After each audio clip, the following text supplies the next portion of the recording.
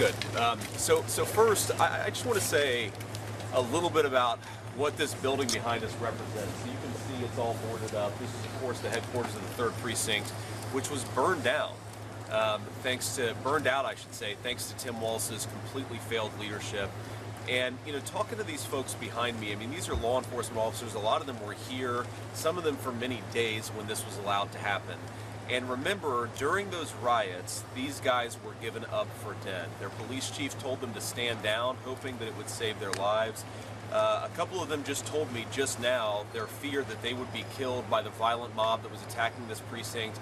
And the important question is, what were their leaders, in particular, what was Governor Tim Walz doing to keep these officers safe and to bring order to the city of Minneapolis?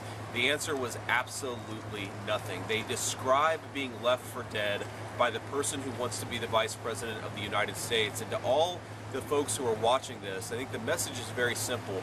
That do we want a kind of leader who stands with the law enforcement, who fights for them, who protects their lives as they go about keeping us safe? Or do we want someone who encourages rioters and looters to burn down this precinct, who leaves the officers for dead, and then a president who then bails out some of those same rioters and looters out of prison? I think we want the law and order president. We want somebody who stands with our law enforcement, and most importantly, who stands with the communities that depend on law enforcement, and that means we want Donald J. Trump as president. I want to give some notice and some appreciation just by name to the folks who've joined us here today. It's a little chilly. I'm an Ohioan, so this is cold as hell for early October, mid-October. But we've got retired police officers, Brianna Garman. Brianna, thank you so much. We've got Colleen Sonby. We've got Dave Velasquez, and then we've got Paul Haddle and Scott Creighton. These are all retired officers in the city of Minneapolis. Scott Creighton, hope you don't mind me calling this out, but actually had his teeth knocked out when a protester threw a brick. Again, completely unprovoked, completely unnecessary, and completely abandoned. And because of it, Scott, thank God it wasn't worse, but certainly had a very serious injury. We're also joined by Sheriffs Joel Brott and Wayne Cyberlick and Brian Welk. Thank you all for being here. And then we've got Fraternal Order Police member Carol Stray. Thanks, Carol, for being here. And then finally, we've got congressional candidate Joe Tayrab. Joe, thanks so much for carrying the message and trying to serve your community. We certainly need it. We have to remember that what this represents is the complete abandonment of basic public safety by the leadership of this state, including Governor Tim Walz. When the National Guard came 3 days into the riots, let's remember what happened. Tim Walz told Donald Trump initially that he didn't need the National Guard, and then, of course, as things completely spiraled out of control, he then begged for the National Guard, and of course Donald Trump willingly offered the National Guard just to keep these officers safe, but also to bring some public safety back to Minneapolis. You know, Donald Trump and I believe that public safety is the birthright of every American citizen, rich or poor.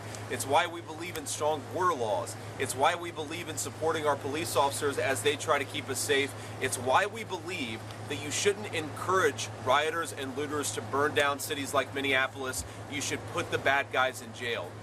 You know, as I was thinking about what I was going to say today, it occurred to me that there's a fundamental racist assumption at the heart of most progressive arguments about violent crime. This idea that somehow it is racist to enforce our laws and to throw violent criminals in jail is absurd, because we know that most black Americans, whether in Minneapolis or outside of this city, are law-abiding citizens. Black Americans, white Americans, everybody wants us to throw away the bad guys. If you look at violent crime in our cities, it's actually a very small number of people can contribute an extraordinary amount of the violent crime. If you just empower law enforcement to go after the bad guys, you can make people's communities safer, you can give every rich and poor American the right to safety in their communities, and you can make sure that the most violent criminals are locked away instead of set free into our communities.